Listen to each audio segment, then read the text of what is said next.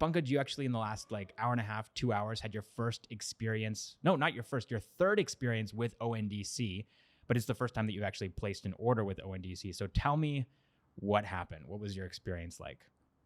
Yeah. So I think I've tried 3 times now, like in last 1 month since ONDC has started their pilot in Bangalore. So I think that's what we planned before this podcast, that it'll be great to have, something ordered from ONDC and actually having that during this podcast. But I mean, thankfully my order got placed, but there is no update on when it's going to be delivered, right? What does it say on the screen? It just says we have received your order. That's it. There's no ETA. There's no uh, time or date when it's going to be delivered. Is your money gone? Yeah, I've paid like immediately through UPI. But I would say placing the order was very smooth. Within, What about finding the product and with the proximity thing, like being nearby to you? I would say same as any other app right now, like Swiggy, Instamart, or Zepto. I just went on the website, put my address, and I think within 2 to 3 clicks, my order was done. Right? They send me a QR code which I scanned from my Google Pay, and order was placed. But I was actually expecting that it's going to be delivered in 30 minutes or max an hour. But I don't think. I mean, we don't know when it's going to be delivered. So how long has it been? So it's been more than 2.5 hours now, and I've just received one feedback from them, or like one update from them, that we have received your order. That's it. There is no update on time or date when it's going to be delivered. Well, maybe this is because you ordered from like a faraway store, No. or you ordered a very complicated food product that is going to be hard to prepare. Maybe that's why. I wish that was the case. So the store that I ordered from, it's 300 meters from here, and what I delivered was 3 Diet Coke. So I could have just run down and grabbed it in less than a minute. Or if I ordered from Zepto, I would have received it in less than 10 minutes. So I think it's still early for us to sort of comparing ONDC with other like existing platforms like Zepto and Swiggy. I would say there are very few delivery partners right now that are working with ONDC. So I think we have to give them a couple of months or 6 months to actually see the results. Realistically, like it's probably going to end up being a situation like the legal system of any country, right, where bad things have to happen first before laws are put in place, and where like safeguards are put in place, and you have these precedents that need to be set first before change takes place. They're trying to set a foundation at least, but a lot of these like specific whatever like tools or features of ONDC will probably be implemented later on. And it's going to be because people like you don't get their Diet Cokes, and then they complain, and then change happens. Yeah. And it'll be very interesting to see how ONDC tackles this challenge, because I think UPI has not been able to solve this till now. If one of my transactions on UPI doesn't go through, I don't know who to complain. Is it the Google Pay app which I'm trying to, or is it my bank, right? Right. So it's definitely an interesting.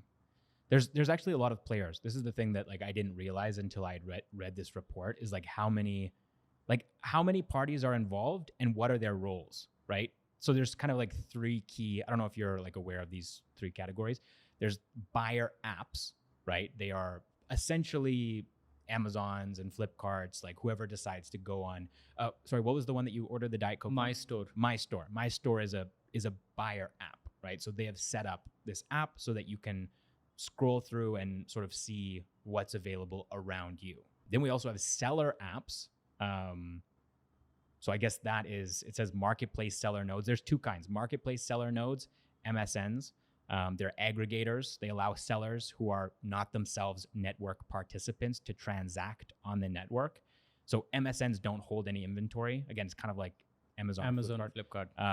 But rather they function as pure play marketplaces. And then there's also another type, which is ISNs, inventory seller nodes. So ISNs are themselves sellers who are participants in the network. So maybe the shop nearby decides, I want to be on ONDC and I don't want to go through My Store or any other middleman, so they can become an ISN. And then you have gateways. Okay, so gateways are purely functional as nodes for multicasting search queries and collecting results. Thus, they play a critical role in search and discovery. So that was the part that I was the most confused about. Like, what is a gateway?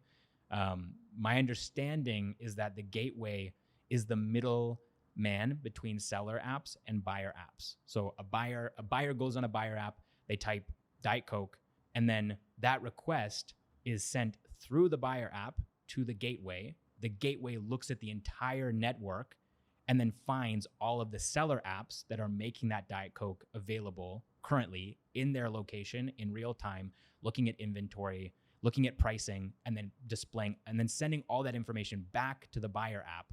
And then all that information is displayed to the buyer. And then they can make the decision that they want based on all that information. So it's like, it's not as easy or simple or straightforward as like a regular e-commerce, right? Where buyer and seller and gateway is all one, you know? I mean, you have sellers, but those are sort of everyone, the middleman is the platform, Amazon or Flipkart, right? And then buyers and sellers are interacting directly with that. Whereas here you have this extra step on either side, which is buyer apps and seller apps. Did you go through My Store to order this Diet Coke? Yes. Okay, So you went to mystore.com. I found the link of My Store on ONDC's official website. That My Store is one of the platforms where you can order right now in Bangalore. Right. And on My Store app, there are many stores or restaurants near me. Right. So I just clicked, through the search section, I clicked on Diet Coke, and the closest to me was this restaurant that I ordered Let's from. not say the name. Yeah.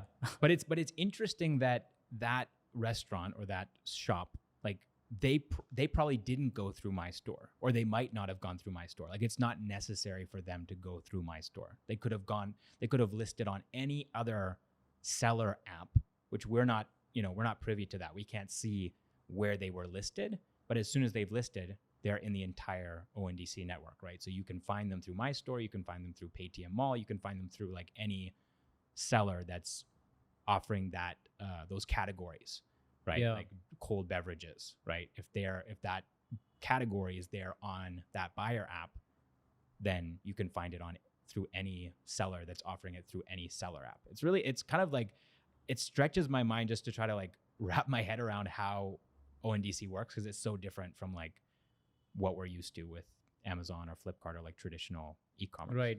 And it's not as simple as we thought like earlier, that you just list on ONDC and ONDC is going to take care of it. Like, who is ONDC? There's so many parts of ONDC, right? For example, you said there are one gateways, there are seller side apps, there are buyer side apps. So like even by now, I don't understand if you are a restaurant or if you are a supermarket, does every buyer side app come to you? Can we list you on our app? Yes. Right? Yes. So it's like every buyer app and every seller app have equal opportunity to connect with each other.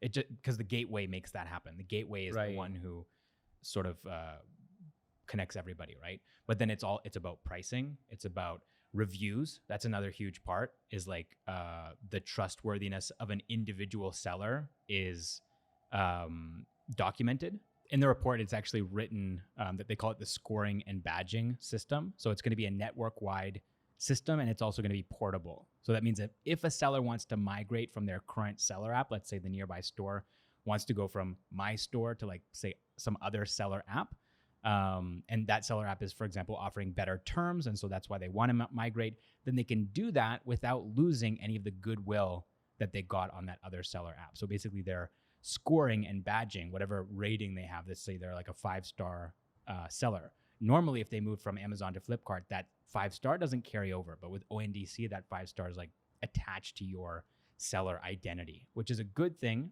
for good sellers. It's also a bad thing for bad sellers.